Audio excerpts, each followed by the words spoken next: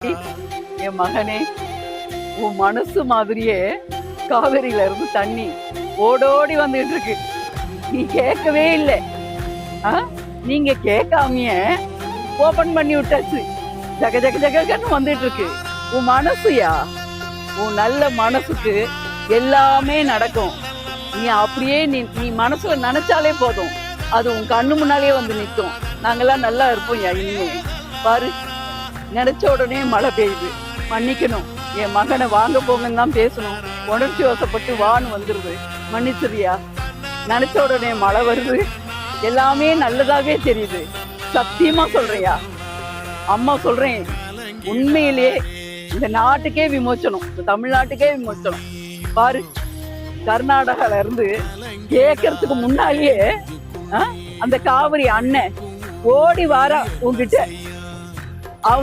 அவனுங்களால என்ன பண்ண முடியுது? ஒன்னும் பண்ண முடியல. திறந்தே விட்டுட்டானுங்க.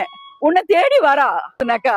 இந்த அவதாரம்னு சொல்லுவாங்க, இந்த 9 அவதாரம் 10 அவதாரம் தச அவதாரம்னு சொல்லுவாங்க. அந்த மாதிரி நீ இந்த எங்களுக்காக, இந்த நாட்டுல உள்ள மக்களுக்காக நீ சாமியா பிறந்திருக்கையா. இது உண்மை. இது வாப்போன்னு பேசுறேன்னு நினைக்காதீங்க தம்பி. உணர்ச்சி வசப்பட்டு பேசுறேன். இப்பதான்